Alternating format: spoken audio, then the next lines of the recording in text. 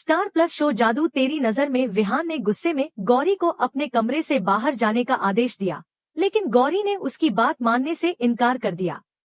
विहान को यह बात सहन नहीं हुई और उसने उसे जबरदस्ती कमरे से बाहर धकेल दिया, लेकिन गौरी ने हार नहीं मानी।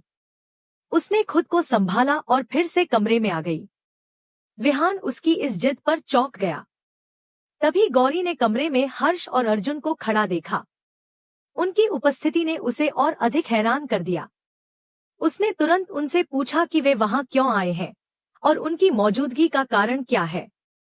हर्ष और अर्जुन ने एक दूसरे की ओर देखा, लेकिन कोई जवाब नहीं दिया।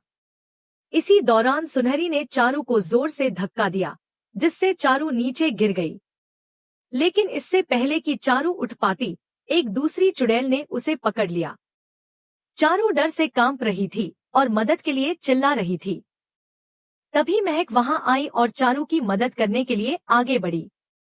लेकिन जैसे ही महक ने चारू का हाथ थामने की कोशिश की, वह रहस्यमय तरीके से गायब हो गई। चारू ने महक को पुकारा, लेकिन वहां सन्नाटा छा गया। इस अजीब घटना से सब डर गए थे। दूसरी ओर विहान अपनी मां के बारे में जानने के लिए बेचैन था। वह गौरी से जानना चाहता था कि उसकी मां ने शादी में शामिल होने से इनकार क्यों किया था। गौरी ने बताया कि उसकी मां को उसके साथ इस रिश्ते से आपत्ति थी। विहान को यह जानकर गहरा झटका लगा।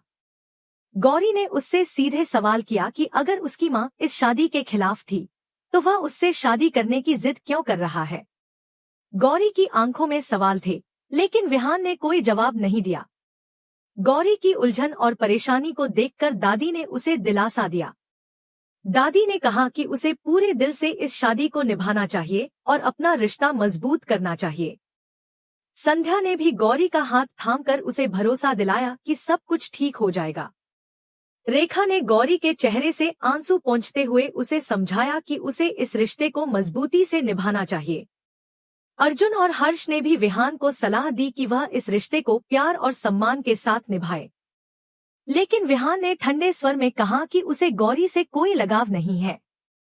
उसने साफ कहा कि वह केवल अपनी मां को बचाने के लिए गौरी से शादी कर रहा है और उसके प्रति उसके दिल में कोई भावना नहीं है। हर्ष ने विहान से कहा कि समय के साथ वह गौरी के लिए अपने दिल में प्यार महसूस करने लगेगा। लेकिन विहान ने इस बात को सिरे से नकार दिया। उसने कहा कि गौरी सिर्फ एक डांसर है, जिसे केवल पैसे से मतलब है। उसकी बात सुनकर गौरी की आंखों में आंसू आ गए। हर्ष ने फिर भी कहा कि उसे गौरी के प्रति सम्मान और प्यार की भावना रखनी चाहिए। रेखा ने गौरी को याद दिलाया कि इस शादी में बने रहने से उसे कई लाभ मिल सकते हैं। लेकिन गौरी ने स्पष्ट रूप से कहा कि यह रिश्ता सिर्फ एक अनुबंध है और वह इसे जल्द से जल्द खत्म करना चाहती है।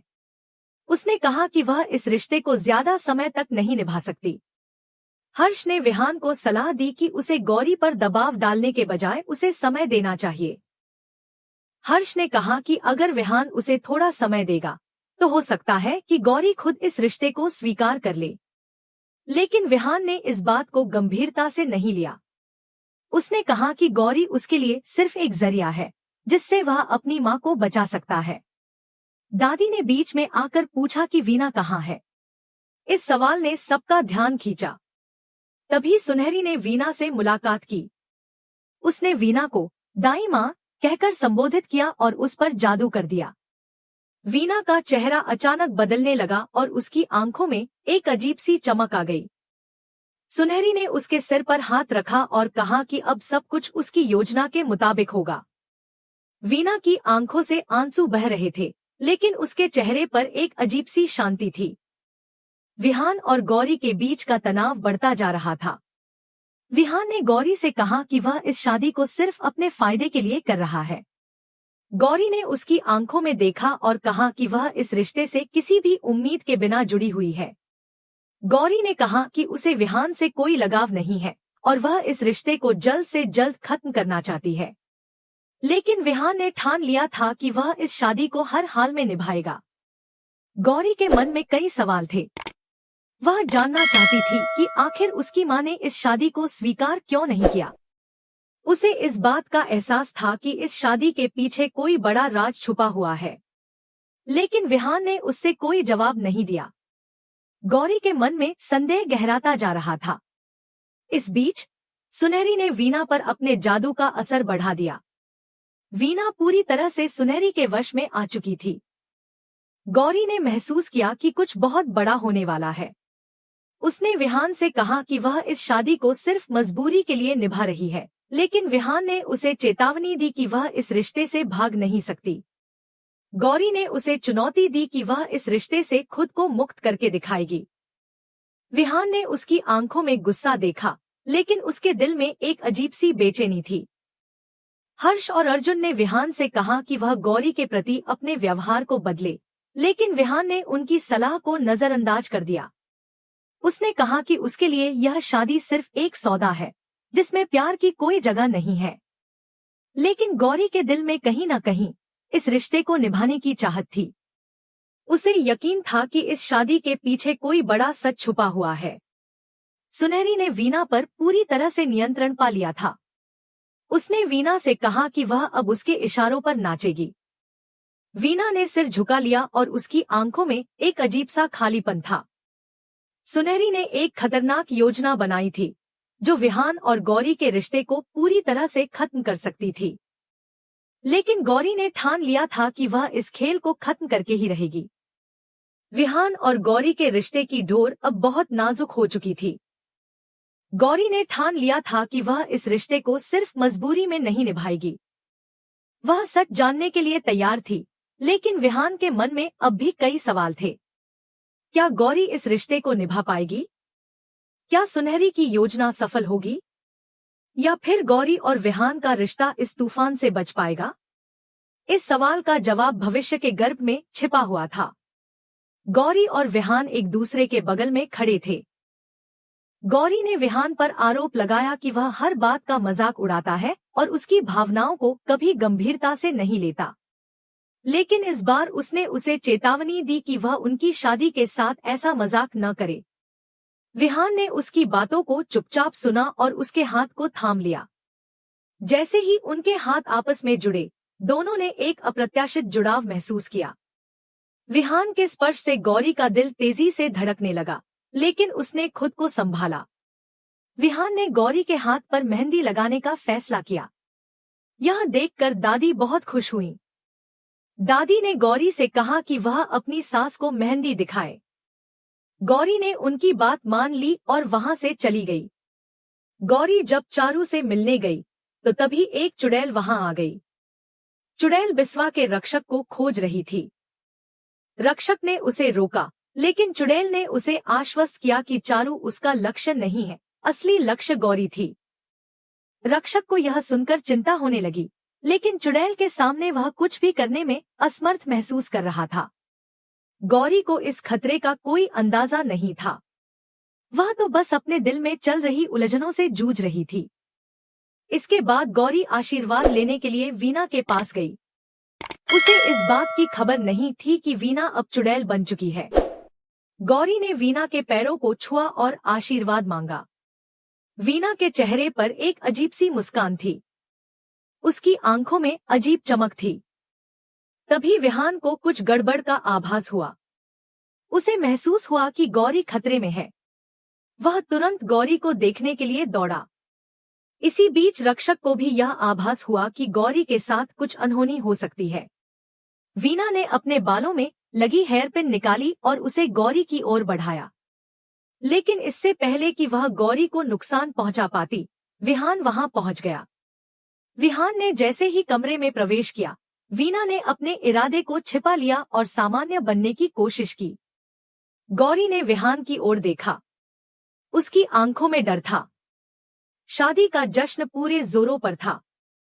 सभी नाच रहे थे और खुशियां मना रहे थे। तभी अचानक विहान ने वीणा को उठाया और उसे एक कोने में ले गया। गौरी ने घबराकर उसे रोका और कहा कि उसकी मां उसे मारने की कोशिश कर रही है। विहान ने गौरी की बातों को नजरअंदाज कर दिया। उसने कहा कि गौरी सिर्फ वहम कर रही है और इस तरह के बेबुनियाद आरोप लगाकर वह उसकी मां का अपमान कर रही है। गौरी ने फिर भी उसे समझाने की कोशिश की, लेकिन विहान ने उसकी एक न सुनी। उसने गुस्से में गौरी को घसीटकर वहां से ले जाना चाहा। तभी हर्ष ने बीच में हस्तक्षेप किया और विहान से कहा कि उसे गौरी की बात सुननी चाहिए। इसी बीच सुनहरी ने वीणा को गौरी को मारने का आदेश दिया। सुनहरी की बात मानते हुए वीणा ने गौरी की ओर कदम बढ़ाए। गौरी ने डर के मारे पीछे हटना शुरू कर दिया। वीणा की आंखों में एक अजीब सी चमक थी। उसकी चाल में एक अलग ही भयानकपन था। गौरी ने विहान की ओर देखा, लेकिन वह अब भी उसकी बातों को नजरअंदाज कर रहा था। तभी वीणा ने गौरी की ओर हेयरपिन फेंकी। गौरी ने खुद को बचाने की कोशिश की, लेकिन तभी विहान ने उसे पकड़ लिया। गौरी ने चिल्लाकर कहा कि उसकी मां उसे मारने की कोशिश कर रही है, लेकिन विहान ने उसकी बातों पर विश्वास नहीं किया। उसने गुस्से में कहा कि गौरी सिर्फ एक घटिया लड़की है जो उसकी मां पर झूठे आरोप लगा रही है। गौरी की आंखों में आंसू आ गए। उसने खुद को संभालते हुए कहा कि वह कोई झूठ नहीं बोल रही है। उसने कहा कि उसे पता है कि वीणा के साथ कुछ गड़बड़ है, लेकिन विहान ने उसकी बातों को पूरी तरह खारिज कर दिया। तभी वीणा ने अपने चेहरे के भाव बदल लिए और एक सामान्य इंसान की तरह समारोह में शामिल हो गई। विहान ने गौरी को कठोर स्वर में कहा कि अगर उसने दोबारा उसकी मां के बारे में कुछ भी गलत कहा तो वह उसे इस घर से बाहर निकाल देगा। गौरी ने उसकी आंखों में देखा और कहा कि वह सिर्फ उसे सच बताने की कोशिश कर रही थी। हर्ष ने विहान से कहा कि उसे गौरी की बातों पर ध्यान देना चाहिए, लेकिन विहान ने उसकी सलाह को भी नजरअंदाज कर दिया।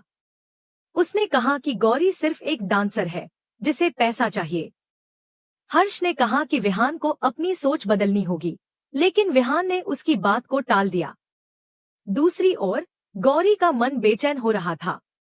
उसे महसूस हो रहा था कि कुछ बहुत बड़ा गलत होने वाला है। उसने हर्ष से कहा कि वह इस शादी को अब और नहीं निभा सकती। हर्ष ने उसे समझाया कि उसे इस रिश्ते को एक मौका देना चाहिए, लेकिन गौरी ने कहा कि यह रिश्ता सिर्फ एक समझौता है और वह इसे जल्द से जल्द खत्म करना चाहती है। इस बीच सुनहरी ने वीणा से कहा कि उसे जल्द से जल्द गौरी को खत्म करना होगा। वीणा ने सिर झुका लिया और उसकी आंखों में वही अजीब चमक लौट आई। उसने कहा कि वह आदेश का पालन करेगी। गौरी को अब एहसास हो गया था कि उसकी जान को खतरा है। उसने विहान से कहा कि उसे इस शादी को खत्म करना होगा, लेकिन विहान ने उसकी बात को हंसी में टाल दिया। उसने कहा कि गौरी सिर्फ नाटक कर रही है। गौरी ने उसे चेतावनी दी कि अगर उसने उसकी बातों पर ध्यान नहीं दिया तो उसे इसका खामियाजा भुगतना पड़ेगा। अब स्थिति गंभीर हो चुकी थी। गौरी और विहान के बीच का तनाव बढ़ता जा रहा था। गौरी को लग रहा था कि वह इस घर में सुरक्षित नहीं है, लेकिन विहान ने उसकी बातों को कभी गंभीरता से नहीं लिया। दूसरी ओर सुनहरी ने अपनी योजना को पूरा करने का इरादा कर लिया था।